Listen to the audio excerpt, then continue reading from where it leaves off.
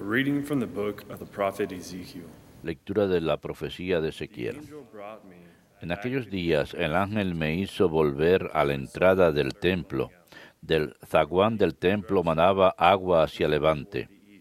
El templo miraba a levante.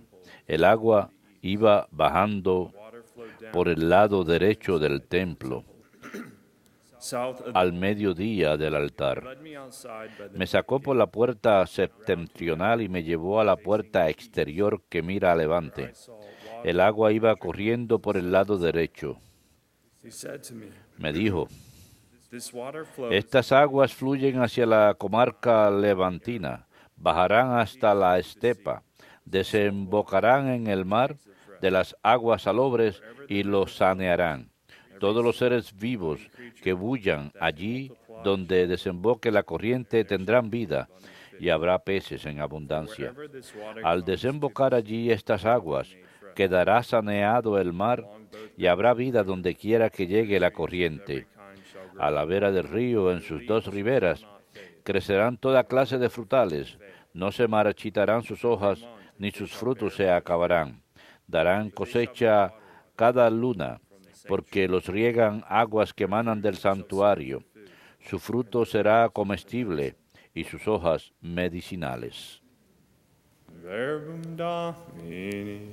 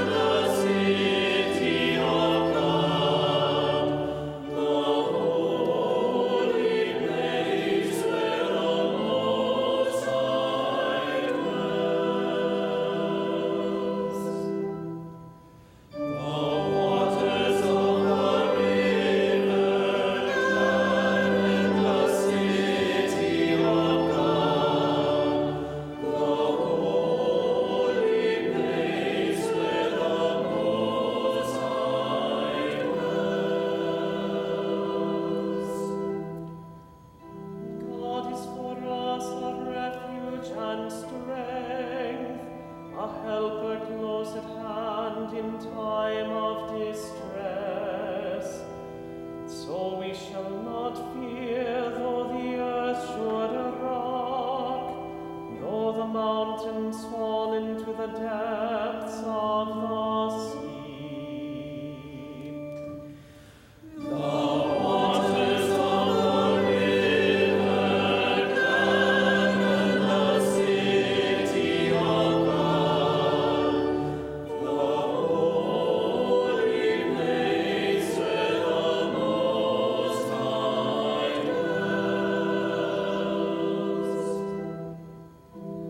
The waters of a river give joy to God's city, the holy place where the Most High dwells. God is within, it cannot be shaken. God will help it at the dawning of the day.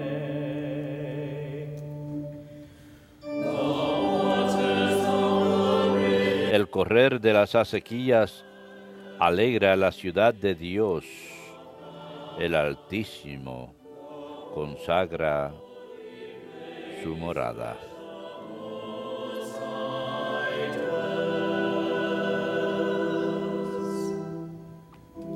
The Lord of hosts El Señor de los ejércitos está con nosotros.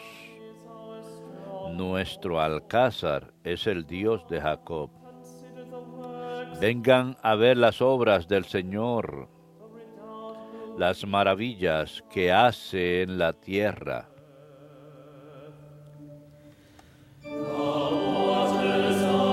El correr de las acequias alegra la ciudad de Dios. El Altísimo consagra su morada.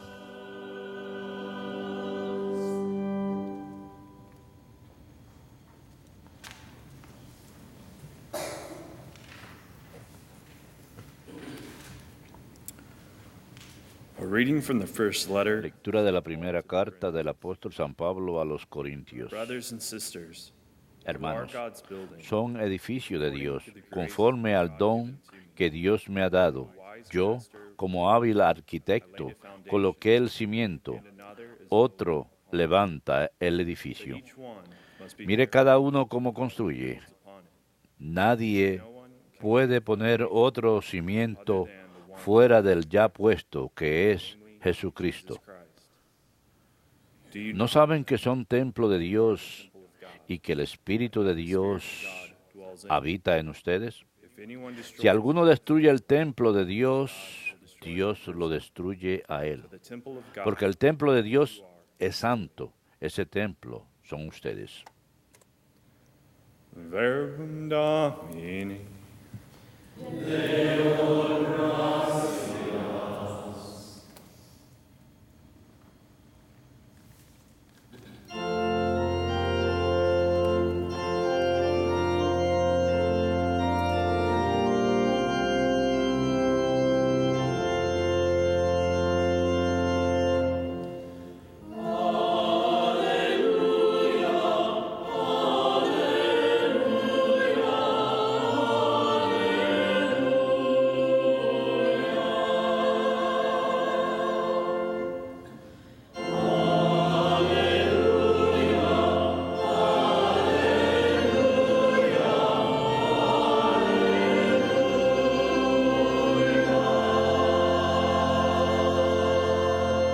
I have chosen and sanctified Elijo y consagro este templo, dice el Señor, para que esté en él mi nombre eternamente.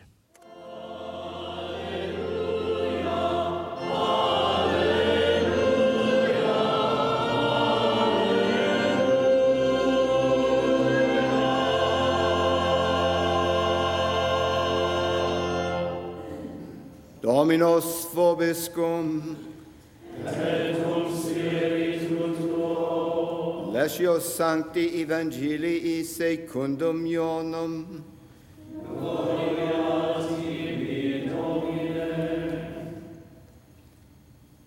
Since the Passover of Se the acercaba la Pascua de los judíos Jesus went up to y, Jerusalem y Jesús subió a Jerusalén temple area y encontró en el templo a los vendedores de bueyes, ovejas y palomas y a los cambistas sentados.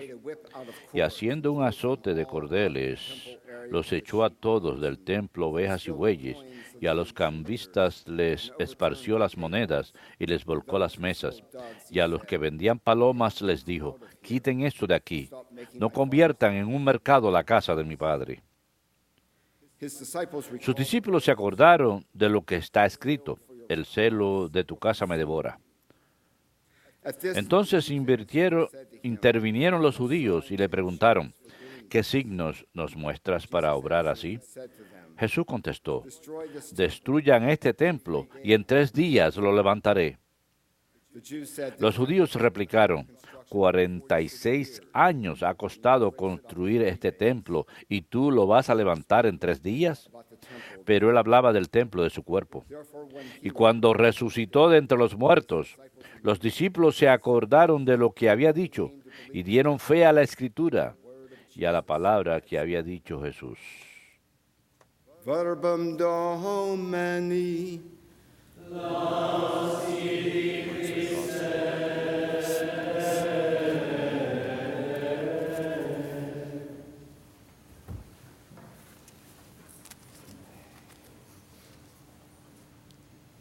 There are so many beautiful aspects. Hay muchos aspectos hermosos acerca de la fe católica. The truth, La verdad, las verdades morales de las Escrituras, la guía, las enseñanzas de nuestro magisterio, las maravillosas tradiciones de nuestra iglesia, incluyendo los edificios que llamamos catedrales, basílicas, iglesias y capillas en el mundo donde rendimos culto. Y también tenemos las grandes iglesias de la antigüedad, las basílicas papales en Roma, la Basílica de San Juan Laterano, de la cual celebramos el día de festividad hoy, la festividad de la dedicación de la Basílica de Letrán, y luego tenemos la Basílica de San Pedro y la Basílica de San Pablo Extramuros, la Basílica de Santa María Mayor, la iglesia más grande en Roma dedicada a la Santísima Virgen, pero nuevamente preeminente. La de mayor rango entre todas las basílicas es la Basílica de Letrán. Es la iglesia más antigua del mundo occidental, la catedral de la diócesis de Roma y por lo tanto la sede eclesiástica principal de la cátedra del Santo Padre, el Papa, Obispo de Roma. La basílica está un poco a más de 6 kilómetros de la Basílica de San Pedro, con lo que a menudo se le confunde como la sede principal del Papa. No lo es la Basílica de Letrán. Por lo tanto, esta es la madre y cabeza de todas las iglesias, tanto en Roma como en el mundo entero. Fue la primera basílica cristiana. Un poquito de historia. El sitio de la basílica era el domo, el palacio, en época antigua propiedad de la familia Letrán, quienes eran administradores de varios emperadores romanos. A principios del siglo IV, el palacio entró bajo control de Constantino, quien legalizó el cristianismo en todo el Imperio Romano. A eso del año 312-313, Constantino obsequió la propiedad durante el pontificado del Papa Tadeo. El palacio fue ampliado, la basílica fue construida y fue dedicada como sede apostólica del Papa, como obispo de Roma, por el Papa San Silvestre I, el 9 de noviembre de 325 después de Cristo. Luego fue dedicada como Cristo Salvador. Más adelante, en los siglos siguientes, también fue dedicada a San Juan Bautista. Y aún más adelante, nuevamente, fue dedicada a San Juan el Evangelista. Y más adelante, la basílica llegó a ser conocida simplemente como la Basílica de Letrán. También fue el sitio de 5 concilios ecuménicos, pero además el palacio también fue la residencia de papas durante 1000 años, hasta que el papado fue movido a Aviñón, Francia, en 1309, y después, como un siglo después, cuando el papado volvió a Roma, la residencia oficial finalmente llegó a estar en el área, las cercanías de Vaticano, como sabemos hoy, la Basílica de San Pedro. Así que después de la reubicación del papado a Aviñón y después de los siglos siguientes, la Basílica de Letrán fue saqueada por vándalos, sufrió 3 incendios, fue devastada por un terremoto. Durante décadas fue ocupada por papas, pero siempre a través de la renovación y reparación aún permanece hoy en día y prevalece como la iglesia madre, la catedral del mundo, la iglesia parroquial de todos nosotros, porque es la catedral del Papa. Así que San Juan de Letrán es nuestro hogar espiritual, como lo son muchas basílicas y catedrales y capillas en el mundo entero. Simboliza la durabilidad, el aspecto fundacional, el aspecto tangible de nuestra fe católica. Las fuerzas de la naturaleza, las fuerzas de la humanidad no son capaces de destruir esta iglesia física, así como los cimientos de nuestra fe católica no pueden ser destruidos. No serán destruidos por ninguna ola cultural que decida que la iglesia está fuera de moda en la sociedad presente o que es anticuada y requiere renovación o que no va de acuerdo con las normas culturales modernas. La iglesia permanece firme.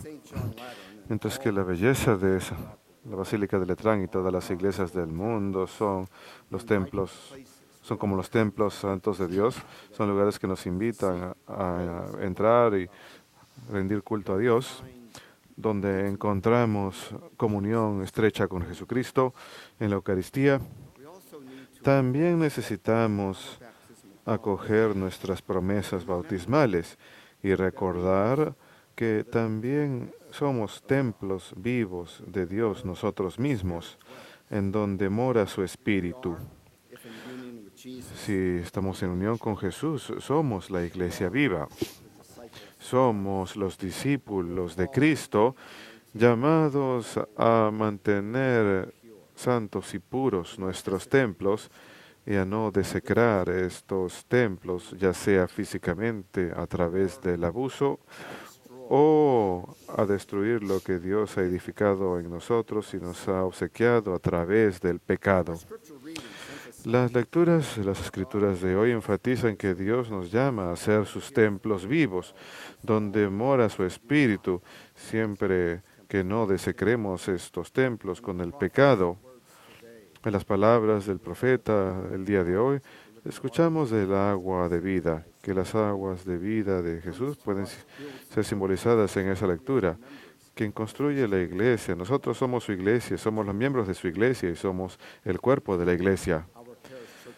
Mantenemos santas nuestras iglesias a través de la adoración divina y al mantener nuestros corazones, pero más que nuestros corazones, el corazón de todos a nuestro alrededor, en nuestra esfera de influencia, y haciendo todo lo posible, todo lo que podamos hacer para mantenernos limpios y santos y vasijas santas y asegurarnos que aquellos a quienes amamos también estén en ese mismo estado de mente, cuerpo, espíritu y alma, y como tales, entonces pues somos templos del Espíritu Santo. Hacer algo diferente sería un detrimento grave de nuestra salvación. San Pablo exclama esto muy apropiadamente en esta carta a los Corintios. Si alguien destruye el templo de Dios, Dios lo destruirá a él, porque el templo de Dios es santo. No puede ser más directo, pero de vez en cuando nuestros templos se desmoronan en los bordes o se ensucian o caen en la corriente de la cultura popular o las ideas populares. Para renovar y fortalecer nuestros templos tenemos que someternos a la purificación de nuestro Señor, así como Él, Jesucristo, purificó el templo en Jerusalén. En nuestra fe católica tenemos el hermoso sacramento de la reconciliación que nos ayuda a restaurar nuestro estado de santidad, nos ayuda a centrarnos nuevamente en la voluntad santa de Dios, a acoger su amor por nosotros con fervor, con pasión, con compromiso, con una entrega de corazón total por nuestra fe y vivir nuestra fe plenamente en cada momento de nuestras vidas.